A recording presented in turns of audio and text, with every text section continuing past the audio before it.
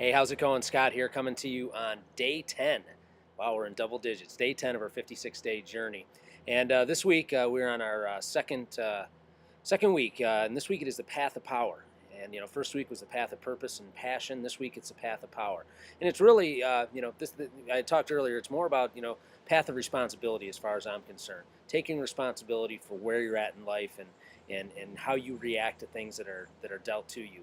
And when I became a student of personal development and got involved in this home-based business and became involved in the personal development industry, it was something that I was ripe for. I was ready. I don't want to say I was broken, but I just wasn't focused on my purpose and passion. I was living.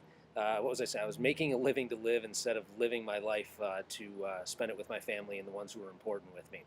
And part of that was being outside my power. I would react to things as a victim of circumstance. Took a ton of notes today. It's probably the most notes I've taken, so excuse me for looking at my notepad. But, one of the things that I heard right away that really resonated with me is that victims do not excel.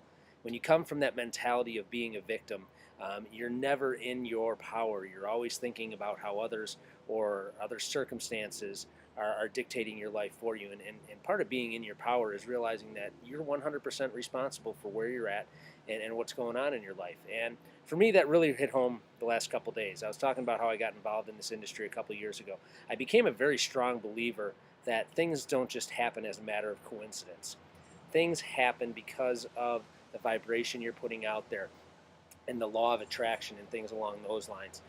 I had a personal situation this week which caused me a lot of angst, caused me to, again, I shouldn't say the situation caused me. I allowed myself to get involved and react in a way that wasn't appropriate and wasn't a situation where I stayed within my power. You guys, I think I've mentioned before, one of my huge passions is working with my kids and coaching. And I was put in a situation, I guess it was about 9 months ago. I was asked to get involved in a travel soccer team. Soccer is not my forte. I never played the game.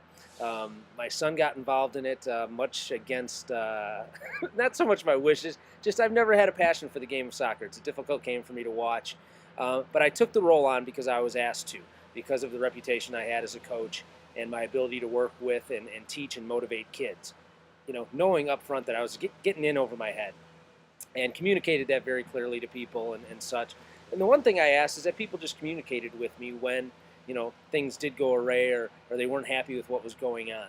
And, we had a rough spring after moving up to the highest level that we could move up to. And, immediately as I started going up against these other coaches that had European or Hispanic accents and obviously were huge fans and had a huge passion for the game, I knew immediately that I was in over my head. So, long story short, it was brought to my attention that my parents were upset and didn't think I was the right guy for the job and that their kids weren't going to play for me if I continued to coach. Well, I allowed myself to get outside my power at that point. I reacted in a way that wasn't appropriate.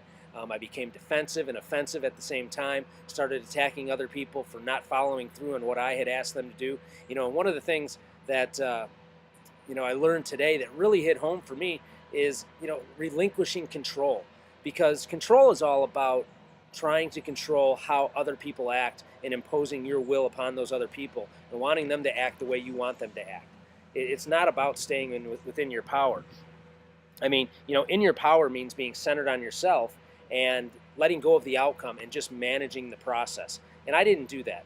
And I wish I had, because, I would have been in a better situation to handle the situation and understand where these people were coming from. Because what the reasons they had, for the most part, I agreed with. I was 100% in agreement, but the fact that they did it in a way where I was caught off guard and I found out from other people and not them, because I consider them personal friends, that bothered me, and I allowed myself to get outside my power.